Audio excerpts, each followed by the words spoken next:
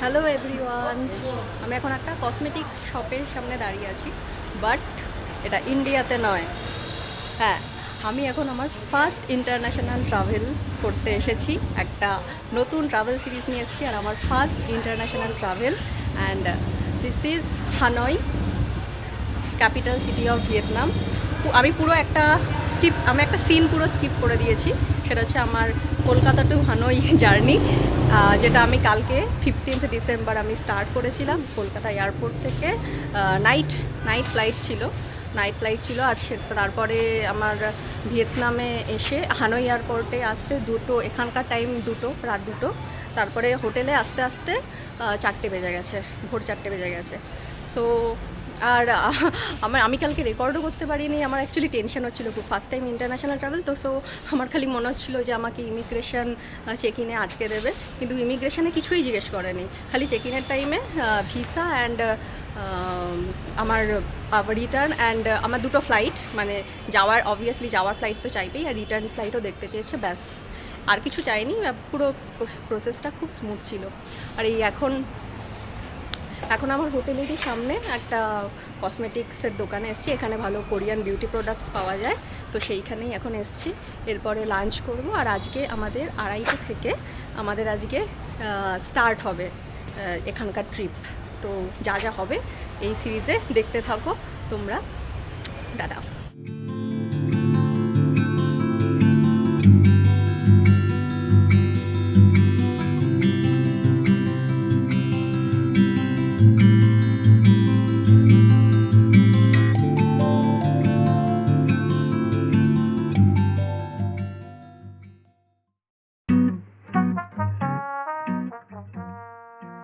ভোর 4টের সময় হানয়ের hotel flower গার্ডেনে রিচ করার পরে বড়জোর 2-3 ঘন্টা ঘুমিয়েছিলাম, আর তারপর সকালেই চলে গেছিলাম হোটেলের রেস্টুরেন্টে কমপ্লিমেন্টারি ব্রেকফাস্ট সারতে।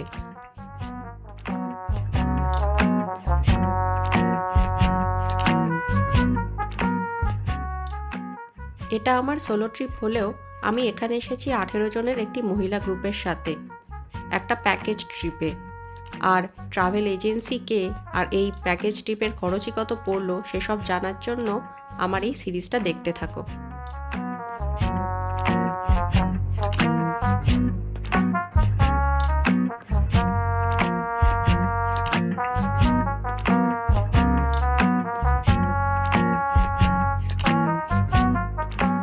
ফ্রেশ হওয়ার পর হোটেলের চারপাশটা এক্সপ্লোর করতে বেরিয়ে পড়লাম। এটি ফেমাস কনভিনিয়েন্স স্টোর সার্কেলকে, যেটি হোটেলের একদম পাশেই বাফেলো মার্টে এখানকার লোকাল স্টাফ আমাদেরকে ওয়েলকাম জানালো ড্রাই অ্যাপ্রিকট আর ভিয়েতনামিজ চকলেট দিয়ে। এখান থেকে চকলেট কিনলাম, ভিয়েতনামিজ চকলেট অ্যান্ড ড্রাই অ্যাপ্রিকটও কিনলাম।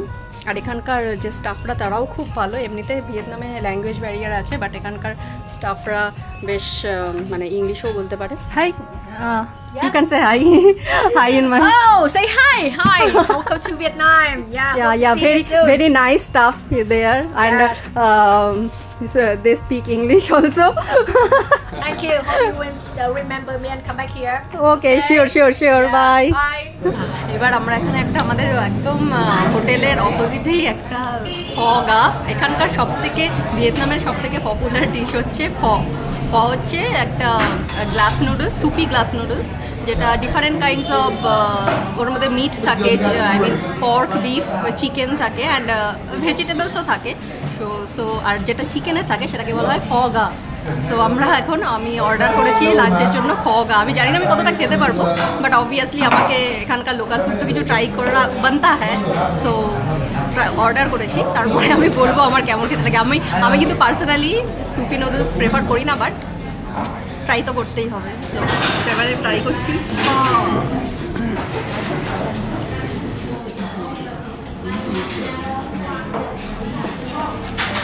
স্যুপটা দারুণ, আমার খালি স্যুপটাই ভালো লেগেছে।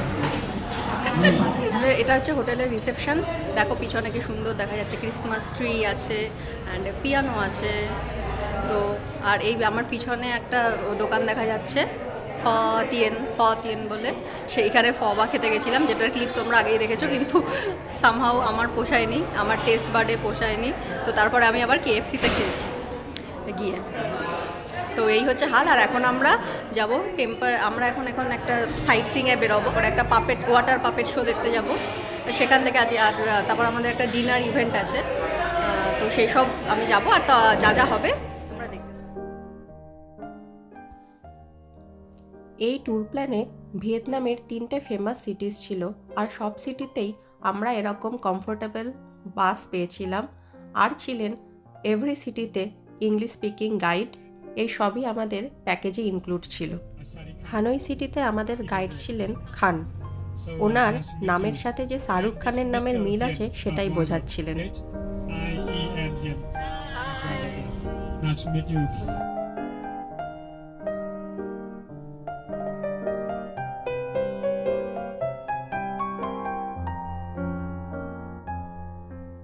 প্রথমেই গেলাম one of the most important places in Hanoi city, Ba Dinh square.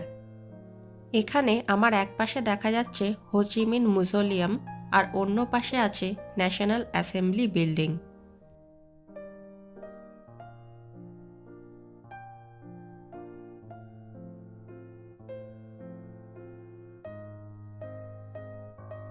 এটি মিউজিয়াম যেখানে ভিয়েতনামের রিভলিউশনারি ন্যাশনালিস্ট এবং পরবর্তীকালে নর্থ ভিয়েতনামের প্রেসিডেন্ট হোচিমিনের দেহ সংরক্ষণ করে রাখা আছে। ট্যুরিস্ট ভিজিটের জন্য এটি শুধুমাত্র সকালবেলাতেই খোলা থাকে, আর সোমবার বন্ধ থাকে। ভিতরে ফটোগ্রাফি ভিডিওগ্রাফি অ্যালাউড নয়।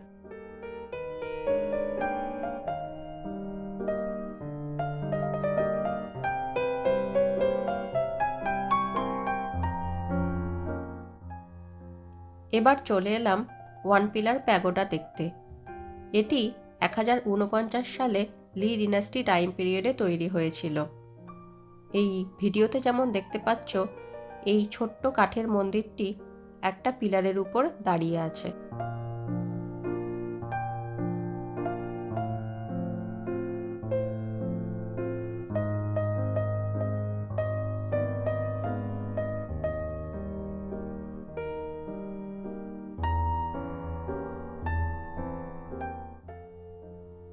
বাদিন স্কোয়ার আর ওয়ান পিলার প্যাগোডা থেকে কিছুটা হেঁটে পৌঁছে গেলাম হোচিমিন মিউজিয়াম, যেটি 1990 সালে তৈরি করা হয়েছে।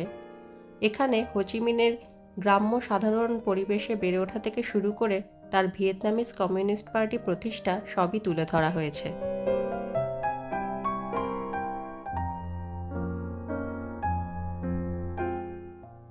বিদেশ থেকে যেসব উপহার সামগ্রী হোচিমিনকে দেওয়া হয়েছে তা এখানে পদ্ম ফুলের পাপড়ি শোকেসে রাখা রয়েছে। ভিয়েতনামের জাতীয় ফুল পদ্ম। এই জুতোটার একটা ইন্টারেস্টিং স্টোরি আছে, যেটা পরের কোনো পর্বে বলবো। এবার চলে এলাম থাংলং ওয়াটার পাপেট থিয়েটারের সামনে, কিন্তু শো শুরু হতে তখনও 30 মিনিটেরও বেশি বাকি। তাই এবার চলে এলাম হাঁটা দূরত্বে সেন্ট জোসেফ ক্যাথিড্রালে। এটি one of the oldest cathedral of Vietnam. থিয়েটারের একদম পাশেই হোয়াং কেম বা সোয়ার্ড লেক। শহরের ব্যস্ত কোলাহলের মধ্যে এটি একটি শান্ত, নিরিবিলি এবং সিনিক স্পট।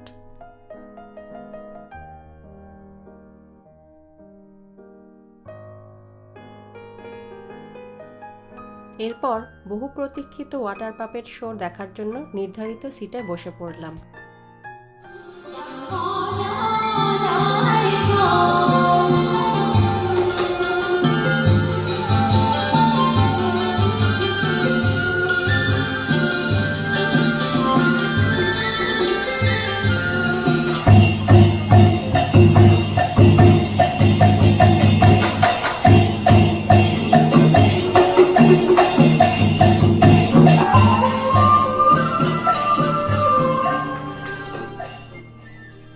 ভিয়েতনামের গ্রাম্য জীবনের বিভিন্ন লোকগাথা নিয়ে 45 মিনিটের এই শোটা ভিয়েতনামিজ ল্যাঙ্গুয়েজে হলেও প্রত্যেকটা প্লের আগে এই বড় স্ক্রিনে ইংলিশে সেটা এক্সপ্লেন করা হচ্ছিল। এই প্লেটাতে যেমন গ্রামের বাচ্চারা সাঁতার প্রতিযোগিতায় মত্ত,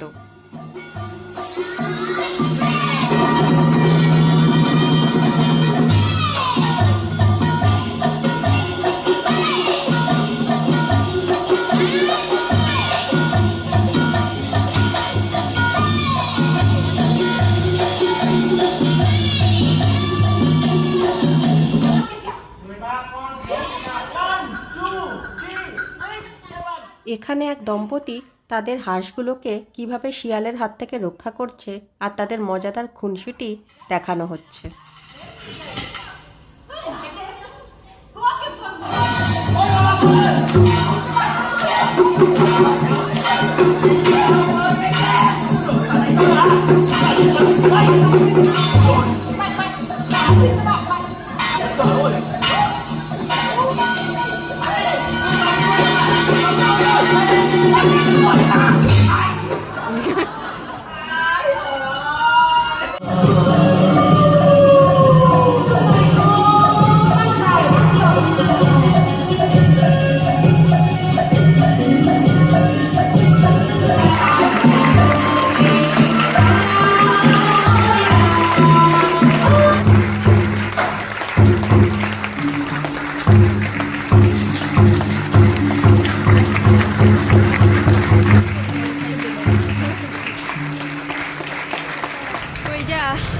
এখন আবার বেরিয়ে গেছি রাতের বেলা। এখন আমরা যাচ্ছি নাইট মার্কেটে। ছিলাম মাদার্স কিচেনে, আমাদের ছিল ডিনার ছিল, ভিয়েতনামিজ লোকাল ফুড ডিনার।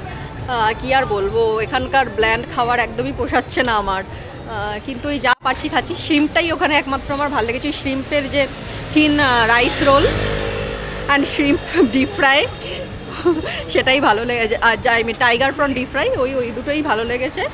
আর তো খালি ওই বয়েল ভেজিটেবলে ব্ল্যাক পেপার ছড়িয়ে খেয়েছি, কি আর বলবো।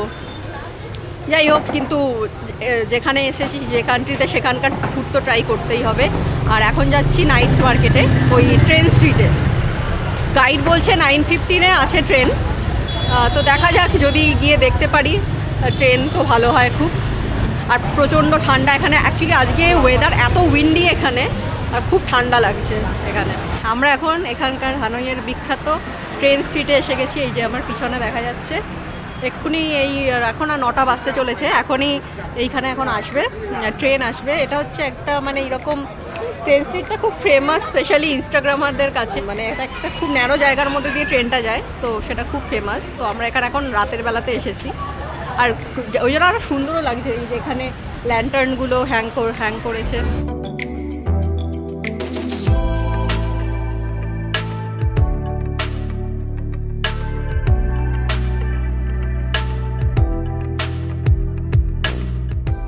কিছু অর্ডার না দিলে তো আর এই ক্যাফেগুলোতে বেশিক্ষণ বসা যাবে না, তাই এখানে হট চকলেট অর্ডার দিলাম।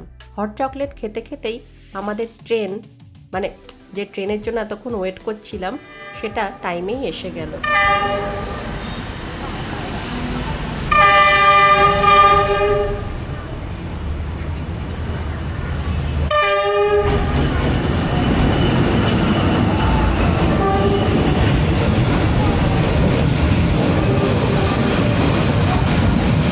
আমাদের গাইড খানের কথা মতো এই ট্রেনের রুট রাজধানী হানয় থেকে নর্থ ভিয়েতনামে সাপা ভ্যালি পর্যন্ত। ওভারনাইট এই ট্রেনের জার্নি নাকি একদমই কমফোর্টেবল নয়।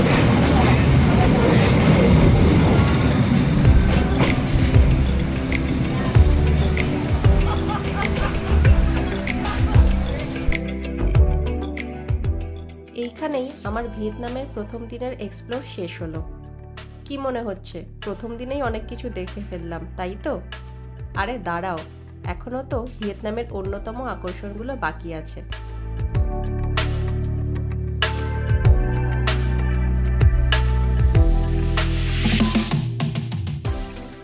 পরবর্তী পর্বে যেখানে যাব সেটি ভিয়েতনামের অন্যতম পপুলার ট্যুরিস্ট ডেস্টিনেশন। এখানে না এলে ভিয়েতনামে আসাটাই অসম্পূর্ণ থেকে যায়। এই এক্সাইটিং পর্বটা মিস না করতে আমার চ্যানেলটা অবশ্যই সাবস্ক্রাইব করো। খুব তাড়াতাড়ি ফিরে আসবো এই পর্বটি নিয়ে। ততদিন আমার চ্যানেলের বাকি ভ্রমণ কাহিনীগুলো এনজয় করতে থাকো। আজ তাহলে এই পর্যন্তই, আবার দেখা হবে। টাটা।